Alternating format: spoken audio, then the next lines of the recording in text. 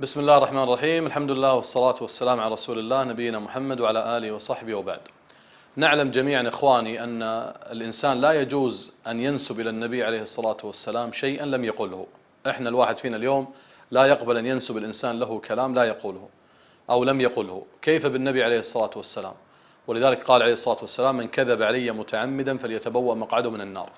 اليوم كثير من الناس عبر الواتساب والتويتر والفيسبوك ومواقع التواصل المختلفة نلقاه ينقل أحاديث عن النبي عليه الصلاة والسلام ويتعجل في نشرها ولم يتثبت منها.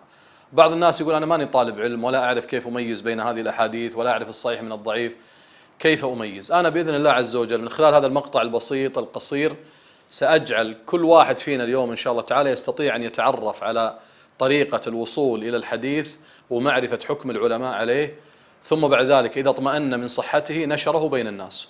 وإذا كان الحديث ظهر له بأنه مكذوب أو موضوع أو ضعيف أو ضعيف جدا أو منكر، لا يجوز الإنسان أن ينشره قبل أن يتثبت منه.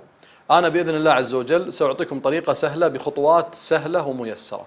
هناك موقع موجود في التطبيقات ولله الحمد في الآيفون وفي الجلاكسي وغيرها، اسمه موقع الدرر السنية. هذا هو عنوان الموقع أو هذه صورة الموقع تقريبا. يفتح الإنسان على الموقع ثم بعد ذلك يضع الحديث الذي يريد أن يتأكد منه. لنضرب مثال على ذلك، حديث مثلا: صوموا تصحوا. لاحظوا: صوموا تصحوا. ثم أكتب بحث.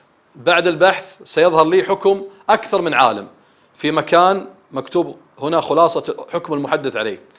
تمشي بالسهم إلى الأعلى إلى أن تجد اسم الشيخ الألباني، بحكم أنه محدث هذا العصر رحمه الله تعالى، وحكم على الأحاديث تجعل الإنسان يطمئن وهو ينقلها. لاحظوا: وجدنا الألباني قال حديث صوموا تصحوا، شوفوا المحدث، خلاصة حكم المحدث ضعيف. إذن عرفنا الآن أن الحديث ضعيف. نضرب مثال ثاني: اطلبوا العلم ولو في الصين. نكتب بحث. إذا وجد الإنسان اسم الشيخ الألباني أو اسم الشيخ ابن باز، بحكم أنه من العلماء المتأخرين الذين عندهم عناية بالحديث، يستطيع أن يعرف. لاحظوا: مررنا بالسهم وجدنا المحدث بن باز، مجموع الفتاوى رقم الصفحة، قال خلاصة حكم المحدث: جمهور أهل العلم بالحديث حكموا على هذا الحديث بأنه ضعيف من جميع طرقه. اطمأننا الآن أن الحديث هذا لا يصح. وهكذا يجعل الإنسان يأتي بطرف الحديث، أول الحديث أو جزء من الحديث، ثم بعد ذلك أحيانا قد يكون مثلا في وسط الحديث، ممكن نأخذ كلمة أو ممكن نأخذ جملة في الحديث. مثلا حديث مشهور مثلا في رمضان ينقلها الناس: أوله رحمة. هذا في وسط الحديث: أوله رحمة ووسطه مغفرة. نكتب بحث. سنجد الآن حكم العلماء عليه. لاحظوا: مررنا بالسهم، الشيخ الألباني قال منكر.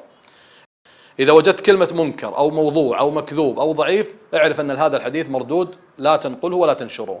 إذا وجدت كلمة صحيح أو صحيح لغيره أو حسن، طيب، فهذا يعتبر حديث يمكن قبوله، فحينئذ تنشره للناس. باختصار هذه الطريقة يسهل إن شاء الله تعالى كل واحد ممكن يستخدمها ويصل في نهاية الأمر إلى نتيجة مهمة جدا، وهي التثبت من الحديث قبل روايته وقبل نشره. بارك الله فيكم وجزا الله خيرا من أعان على نشر هذا المقطع، والسلام عليكم ورحمة الله وبركاته.